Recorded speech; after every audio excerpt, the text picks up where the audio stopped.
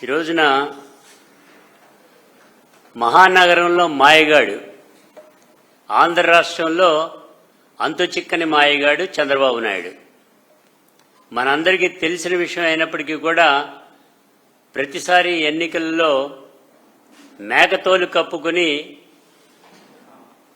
సింహం ఏదైతే లేదంటే పులి మేకతోలు కప్పుకొని ప్రజల ముందుకు వచ్చి కపటమైనటువంటి వాగ్దానాలు చేసి ఎన్నికల అనంతరం ఆ మేకతోల్ని తీసేసి నిజస్వరూపాన్ని బయటపెట్టేటువంటి మనస్తత్వం కలిగినటువంటి చంద్రబాబు నాయుడు కార్మిక వ్యతిరేకి అనేటువంటి దానికి స్పష్టంగా కనపడతా ఉంటుంది.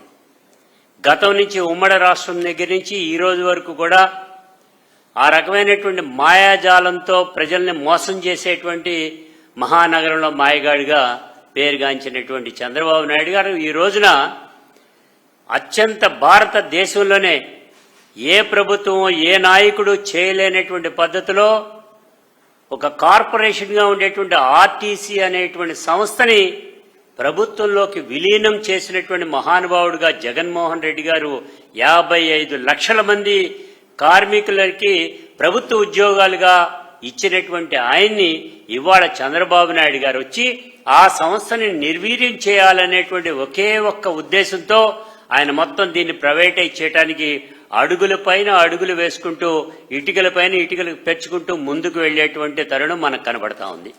దానిలో భాగంగానే చంద్రబాబు గారి నైజం గతం నుంచి ఈనాటి వరకు కూడా చూస్తా ఉంటే మనకు కనబడతా ఉంది. ఉమ్మడి రాష్ట్రంలో ఉన్నప్పుడు ఈ బస్సు రూట్లు అయితే ఏదైతే ఉన్నాయో ఆ బస్సు రూట్లన్నింటినీ కూడా ప్రైవేటైజ్ చేసినటువంటిది మహానుభావుడు.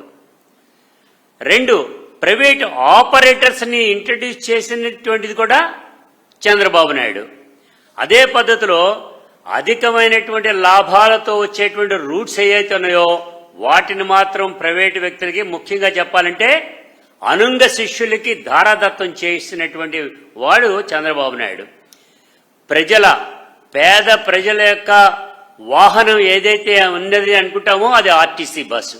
ఆ పేద ప్రజల యొక్క ఆశలకు అనుగుణంగా ఉండేటువంటి ఆర్టీసీ బస్సుని ఆ పల్లెటూరు నుంచి పట్టణాలకు రావాలన్నా ఇతర ప్రాంతాలకు వెళ్లాలంటే దాన్ని మాత్రం ప్రైవేటైజ్ కాకుండా గవర్నమెంట్లోనే నడిపి నష్టాల బాటను చూపించేటువంటి పద్ధతి తీసుకురావడం అనేది జరుగుతోంది.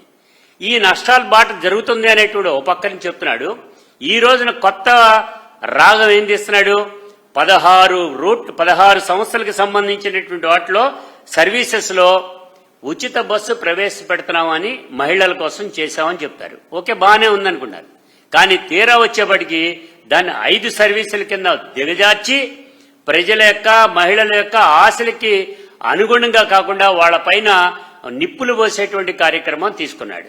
నేను ఒకటి అడుగుతున్నా, నష్టాలు వస్తున్నాయి అనేటువంటి నువ్వు చెబుతా ఉండే ఈ ఆర్టీసీకి సంబంధించినంత వరకు కూడా లాభాల బాటలో రావటానికి నువ్వెందుకు చర్యలు తీసుకోవట్లా? హైదరాబాదు, విజయవాడ లేదంటే కనుక మెడ్రాసు, విజయవాడ లేదంటే కనుక బెంగళూరు, ఈ ప్రధాన రూట్లో ఉండేటువంటి నువ్వెందుకు నడపో? ప్రైవేట్ ఆపరేటర్లకు ఎందుకు ఇస్తున్నావు అనేటువంటిది మేము అడుగుతున్నాం. ఇవాళ దీన్ని ఆదాయం పెంచుకునేటువంటి మార్గాల్ని పక్కన పెట్టి ఇవాళ దీన్ని ప్రైవేటైజ్ చేయడానికి కొత్త రకమైనటువంటి విధానం తీసుకొస్తున్నాం. కేంద్ర ప్రభుత్వం 10,000 వరకు కూడా ఉండేటువంటి ఈ బస్సులు అనేటువంటి ఇస్తున్నాం అని చెప్పి మన రాష్ట్రానికి ఒక 1000 బస్సులు ఇస్తున్నాం. సాధారణ బస్సులు ఒక 700, తిరుమల నుంచి తిరుపతికి వెళ్ళడానికి ఒక 300 బస్సులు ఇస్తున్నాం అని చెప్తారు. సరే, బాగానే ఉంది. దీనిలో ఏమవుతుంది? వీటి నిర్వహణ బాధ్యతని చేపట్టడానికి రాష్ట్ర ప్రభుత్వంలో వెరీ స్మాల్ మీగర్ అమౌంట్ 500 కోట్ల రూపాయలు చాలు. ఈ 500 కోట్ల రూపాయలు కూడా ఆయన దగ్గర లేవట. అందుకని దీన్ని ప్రైవేటైజ్కి ఇస్తారట. ఇంకా ఆశ్చర్యం ఏంటో తెలుసండి, ఈవీ బస్సెస్కి సంబంధించినటువంటి ప్రైవేట్ ఛార్జెస్ ఉంటాయి, ఛార్జింగ్ మిషన్స్ ఉంటాయి. ఆ ఛార్జింగ్ మిషన్స్ పెట్టడానికి 80 కోట్ల రూపాయలు కేంద్ర ప్రభుత్వం ఇస్తుంది. రాష్ట్ర ప్రభుత్వం ఎంత ఇవ్వాలండి? 8 కోట్ల రూపాయలు ఇవ్వాలి. అవి కూడా లేవట. అవి కూడా అందుకని చెప్పి వీటిని కూడా డైరెక్ట్గా ప్రైవేటైజ్ చేద్దాం అనేటువంటి ఒక కుటిలమైనటువంటి మనస్తత్వం, ఆలోచనతో జగన్ గారు ఏ రకంగా అయితే వారందరికీ న్యాయం చేశారో వాటన్నింటినీ మర్చిపోవాలని దీన్ని తీసుకెళ్లి ప్రైవేటైజ్ చేద్దామని దీన్ని తీసుకుంటున్నారు. అంటే దీని అర్థం ఏంటి? ఒక 500 కోట్ల రూపాయలు డైరెక్ట్గా వెచ్చిస్తే ఈ 700 బస్సులు కూడా డైరెక్ట్ గా ప్రజలకు అందుబాటులో ఈవీ వెహికల్స్ తిరిగేటువంటి పద్ధతి ఉంటుంది. కానీ దాన్ని కూడా కాదనేటువంటి దాంట్లో ఇవాళ దీన్ని ఈ రకంగా ప్రైవేటైజ్ చేయాలని చూస్తున్నారు. మేము ఒకటే చెప్తున్నాం, నిజంగానే నువ్వు చిత్తశుద్ధి కలిగిన వాడైతే ఆదాయ వనరులు పెంచుకునేటువంటి దానికి గాను మార్గాలు అన్వేషించాలి అని ఎన్నికల ముందు చెప్పావు, తర్వాత కూడా చెప్పావు కదా. ఈ ఆర్టీసీ 1,00,000 కోట్ల రూపాయల ఆస్తులు కలిగినటువంటి ఈ ఆర్టీసీని ఇవాళ నువ్వు దీన్ని నిర్వీర్యం చేసి ప్రైవేటు వాళ్ళకి దారాదత్తం చేయాలనుకుంటున్నావు. ఇది సరైనటువంటి కాదన్నావు. 2014-19లో అద్దె బస్సుల్ని ఇంట్రడ్యూస్ చేసింది నువ్వే. అద్దె బస్సుల్ని ఇంట్రడ్యూస్ చేసినప్పుడు దీన్ని ప్రైవేటైజ్ చేయడానికి సంస్థలకి అప్పచెప్పాలని చూస్తున్నాం. ఒక అడుగు ముందుకేసి లూలు సంస్థలు అనేటువంటి దాన్ని తెర మీదకి తీసుకొచ్చి వాటికి ఇవ్వటానికి నువ్వు ప్రయత్నం చేస్తున్నావు చంద్రబాబు నాయుడు. ఇది తస్మాత్ జాగ్రత్త. ప్రజల నుంచి, కార్మికుల నుంచి, ముఖ్యంగా ప్రజాతంత్ర వాదులందరి దగ్గర నుంచి కూడా నువ్వు నీ యొక్క బ్రతుకు బండారం బయట పెడతారు అనేట్టు కూడా చెప్తాం. అందుకనే కార్మికులతో పెట్టుకోకు. కార్మికులతో పెట్టుకున్నటువంటి ఏ ప్రభుత్వం కూడా మనగరలేదు అనేటువంటి చెప్తున్నాం. మేము ఎవరో చెప్తున్నాం. ఇవాళ ఉండేటువంటి దాంట్లో నీ ప్రభుత్వం గతంలో కూడా నాయి బ్రాహ్మణ్ నీ దగ్గరికి వెళ్తే కార్మికులు అనేటువంటి వాళ్ళు జీతాలు పెంచమంటే తోకలు కత్తిరిస్తామన్నది నువ్వు కాదా? అదే చెప్తున్నావు, నువ్వు మేకవన్నే పులి లాంటి వాడివి కాబట్టి విశాఖ ఉక్కు ఫ్యాక్టరీ దగ్గరికి వెళ్ళి మీ అందరి యొక్క బాగోగులు చూస్తాము, ప్రైవేటైజ్ చేయము అనేటువంటి పద్ధతి చెబుతూనే ఇవాళ 42 సంస్థల్లో ప్రైవేటైజ్ చేసింది నువ్వు కాదా అనేటువంటిది అడుగుతున్నాం. అందుకనే చెప్తున్నాం, ఇవాళ ఉన్నటువంటి ఈ దీనిలో నువ్వు తీసుకునేటువంటి ఈ చర్యలో ఈ ఆర్టీసీని దశల వారీగా చేసేటువంటి దానిలో మేము సలహా చెప్తాం. లేదంటే నీకు తెలియదు అనుకుంటే ప్రజా సంఘాలు, ఇతర సంస్థలు అన్నిటితో పెట్టి సదస్సులు నిర్వహించు. ఏ రకంగా ఆర్టీసీలో లాభాలు రావాలో మా బోటి వాళ్ళందరికీ కూడా చెప్తాం. సింపుల్ ఎగ్జాంపుల్, విజయవాడ నగరం ఉంది. నగరం నడిబొడ్డున బ్రహ్మాండమైనటువంటి ల్యాండ్ ఉంది. దాన్ని ఎందుకని నువ్వు డెవలప్ చేయవు? దాన్ని ఎందుకని కాంప్లెక్స్ల కింద డెవలప్ చేస్తే లక్షలాది రూపాయలు వస్తాయి కదా, 100 కోట్ల రూపాయలు నీ ఖజానాకు నిండుతాయి కదా, ఆర్టీసీకి పనికొస్తుంది కదా. ఇటువంటి సంస్థలు, ఇటువంటి ల్యాండ్స్ అన్నీ కూడా రాష్ట్రంలో ఉండేటువంటి అనేక చోట్ల మనందరికీ కూడా అందుబాటులో ఉండేటువంటివి ఉన్నాయి. కొన్ని చోట్ల అయితే కనుక రద్దీ ప్లేసుల్లోనూ కూడా ఈ ఆర్టీసీ బస్ కాంప్లెక్స్ ఉన్నాయి. దాన్ని తీసి కొంచెం దూరంగా పెట్టినా గానీ ఆ ప్లేసుల్లో కనుక కాంప్లెక్స్ కట్టుకుంటే బ్రహ్మాండంగా ఉంటుంది. ఇంకో సలహా కూడా చెప్తున్నాం, ఏదైతే 24 అవర్స్ సినిమా అనేటువంటి దాన్ని ఇంట్రడ్యూస్ చేసి కనుక పెట్టినట్లయితే బస్సు రావటానికి ఎక్కటానికి వచ్చేటువంటి జనం కూడా ఆ బస్సు గంట లేటుగా ఉన్నది అని అనుకుంటే, లేదంటే ముందు కనుక వచ్చినట్లయితే ఆ థియేటర్లో కూర్చుంటారు, ఛార్జీ పే చేస్తారు. 24 అవర్స్ సినిమా ఉంటుంది. ఇది ఫారిన్ లో కూడా ఉండేటువంటి ఉన్నాయి, కొన్ని చోట్ల మన దేశంలో కూడా ఉన్నాయి. అటువంటి వాటిని నువ్వు ఇంట్రడ్యూస్ చేసినట్టయితే ఆదాయం మనకు వస్తుంది కదా. ఆ ఆదాయం వచ్చేటువంటి దాన్ని మార్గాలను నువ్వు అన్వేషించకుండా ప్రైవేటైజ్ చేయాలా? పప్పు బెల్లాల్లాగా నీ అనుంగ శిష్యులకు మాత్రమే కట్టబెట్టాలనేటువంటి చూసే పద్ధతి విధానం కరెక్ట్ కాదన్నాం. అందుకే చెప్తాం, కార్మిక వ్యతిరేక అనటానికి నీకు అనేక ఉదాహరణలు ఉన్నాయి. నీకు చెప్పాలంటే కనుక నువ్వు ఉపాధి హామీ చట్టంలో మీరేం చేశారు? 1000 కోట్ల రూపాయల బకాయి ఉంటే వాటన్నిటిని పక్కన పెట్టి మీరు చేసేటటువంటి యాగి ఇంత అంత కాదు, కేంద్ర ప్రభుత్వం చెప్పినటువంటి దాని ప్రకారంగానే నువ్వు చేయగలిగావా అంటే అది కూడా చేయకుండా ప్రజలకి, ముఖ్యంగా కార్మికులకి, ఉపాధి హామీ కార్మిక కూలీలకి అన్యాయం చేసింది మీరు కాదా అనేటువంటి కూడా అడుగుతున్నాం. అవుట్ సోర్సింగ్ అనేటువంటి ఎంప్లాయీస్ ఉంటే వారందరి జీవితాల్లో గందరగోళం సృష్టించడానికి అవుట్ సోర్సింగ్ కార్పొరేషన్ ఏర్పాటు చేసింది జగన్ కాబట్టి అవుట్ సోర్సింగ్ కార్పొరేషన్ ఎత్తేయాలి అనేటువంటి ఉద్దేశంతో నువ్వు తీసుకున్నావు.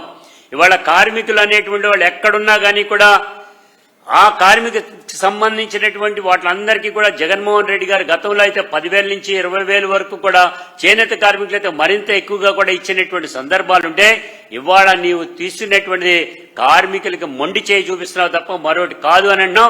అందుకే చెప్తున్నాం, ఇవాళ వేటకెళ్లేటువంటి మత్స్యకారులుంటే వారికి రాయితీలే కల్పించట్లా, కరెంటు రాయితీలు ఇవ్వట్లా. ఇవాళ వాళ్ళ యొక్క పరిస్థితి గందరగోళంగా ఉన్నా కానీ కూడా దాన్ని పట్టించుకునేటువంటి పరిస్థితి లేదు అనేటువంటి కూడా కనబడుతుంది. అందుకే చెప్తున్నాం, ఇవాళ మీరు తీసుకునేటువంటి నిర్ణయం ప్రకారంగా మొత్తం 11,000 బస్సులు ఉంటే అందులో 3,000 బస్సులు డైరెక్ట్ గా ప్రైవేటు వాళ్ళే ఉంటే ఈ 8,000 బస్సుల్లో గల కొత్త ఉద్యోగం ఎక్కడైనా ఏర్పాటు చేస్తున్నావా? వచ్చినటువంటి ఉద్యోగం రిటైర్ అయినటువంటి ఉద్యోగులకి కొత్తగా ఎవరైనా అపాయింట్ చేస్తున్నావా? అది లేదు. అంటే దీని అర్థం ఏంటి? నీ అడుగులు ప్రైవేటీకరణకి దిశగానే నువ్వు ప్రయాణిస్తున్నావు అనేటువంటి కనపడతా ఉంది. అందుకని నువ్వు తీసుకునేటువంటి నిర్ణయం వలన మొత్తం గందరగోళం సృష్టించేటువంటి పద్ధతిలో ఉన్నది. కాబట్టే మేము చెప్తా ఉన్నాం, నువ్వు ఈ తీసుకునేటువంటి నిర్ణయం ప్రకారంగా ఇది ఆర్టీసీ సంస్థకే కాదు, పేద ప్రజల వాహనం అయినటువంటి ఆర్టీసీ బస్సు, పేద ప్రజల యొక్క ఆశలకు అనుగుణంగా ఉండేటువంటి ఆర్టీసీ బస్సుని ప్రైవేటైజ్ చేయటం వలన ప్రజలపైన మరింత ఆర్థిక భారాన్ని మోపటానికి నువ్వు తలపెడుతున్నావు. ఇది గనక చేస్తే ఒప్పుకోం. ప్రజాతంత్రవాదులుగా, అదేవిధంగా కార్మిక సంఘాలుగా, ఉద్యోగ సంఘాలుగా అనేక సందర్భాల్లో మీ అందరికీ కూడా విజ్ఞప్తి చేస్తున్నాం. ఇదే గనక నువ్వు కొనసాగించాలి అని అంటే మాత్రం పెద్ద ఎత్తున ఉద్యమం చేపట్టాల్సి వస్తుంది. 2014-19 సంవత్సరంలో కూడా ఇదే తరహా పద్ధతిలో ఆర్టీసీని ప్రైవేటైజ్ చేద్దాము, ఆ సంస్థలకే, ప్రైవేట్ సంస్థలకి ఇద్దాము అనుకున్నప్పుడు పెద్ద ఎత్తున ఉద్యమం వస్తే ఆ ఉద్యమం ఫలితంగానే నువ్వు ఆపటం అనేటువంటి జరిగింది. ఇప్పుడు కూడా అదే జరుగుతుందని కూడా చెప్తున్నాం. ఇదే కాదు, దీనికి సంబంధించినటువంటి మీరు తీసుకునేటువంటి అంతకుముందు సహకార బ్యాంకులు ఉండేవి, దాన్ని ప్రైవేటైజ్ చేద్దాం అనుకున్నారు. రాజశేఖర రెడ్డి గారు దానికి 300 నుంచి 400 కోట్ల రూపాయలు ఇచ్చి దాన్ని ఆదుకుని లైన్లో పెడితే ఈయన ప్రైవేటైజ్ చేద్దాం అంటారు. అంటే ఇవాళ ఏం కనబడతా ఉంది?